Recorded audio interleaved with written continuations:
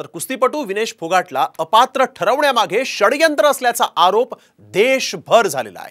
त्यामुळे पंतप्रधान नरेंद्र मोदी यांनी या निर्णयाच्या फेरविचारासाठी अपील करण्याचे निर्देश भारतीय ऑलिम्पिक असोसिएशनला दिलेले आहेत। एका रात्रीतून विनेशचं वजन कसं वाढलं, यामागे कोणाचं षडयंत्र आहे त्याचा आढावा घेतलाय या रिपोर्टमधून। विनेश अपात्र, कोणाचं षडयंत्र? विनेशचं वजन वाढलं की वाढवलं? विनेश सोबत कुणी केला वजनाचा खेळ? भारताच्या ऑलिम्पिक मोहिमेला मोठा धक्का बसलाय। ऑलिम्पिकच्या फायनलमध्ये प्रवेश करणारी पहिली महिला कुस्तीपटू ठरलेल्या विनेश फोगाटला अपात्र ठरवण्यात आलं आणि साऱ्या देशालाच धक्का बसला। 50 किलो वजनी गटात खेळणाऱ्या विनेश फोगाटचं 100 ग्राम वजन जास्त भरल्यामुळे ती अपात्र ठरली। त्यामुळे आता हा निर्णय वादाच्या भोवऱ्यात सापडलाय। विनेशला अपात्र ठरवण्यामागे काहीतरी षडयंत्र असल्याचा आरोप देशातल्या अनेक राजकीय पक्षांनी केलाय। तसंच या निर्णयाच्या चौकशीचीही मागणी करण्यात आली। पूरी दुनिया इस बात को बर्दाश्त नहीं कर पा रही क्या कि भारत की एक बेटी इतिहास रचने जा रही है। पहली बार ऐसा होता कि वो स्वर्ण पदक जीतकर भारत में आती। ये क्या बर्दाश्त नहीं हुआ पूरी दुनिया को?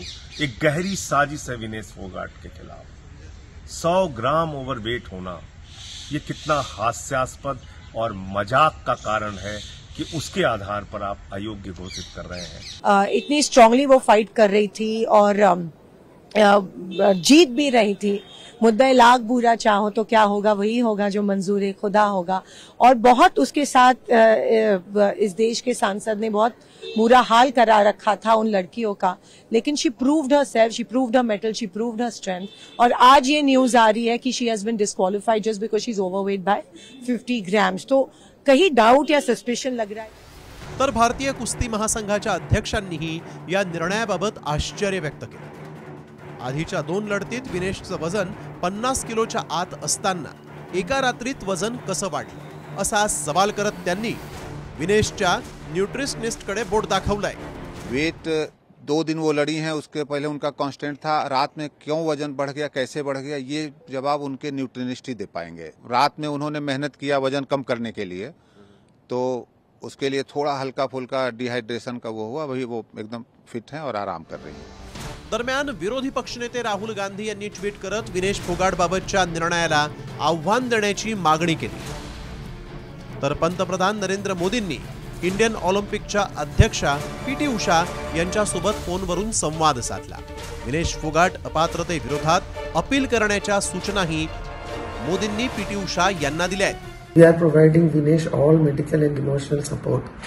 The Wrestling Federation of India has filed an appeal to UWW to consider the decision to disqualify Vinesh, and the IOA is following that up in the strongest possible manner. त्यानुसार विनेशला अचानक अपात्र ठरवल्यामुळे काही गंभीर प्रश्न निर्माण झाले। फायनलच्या आधीच वजन कसं वाढलं? फायनलच्या तणावामुळे वजन वाढलं? ही सपोर्ट स्टाफची चूक आहे का?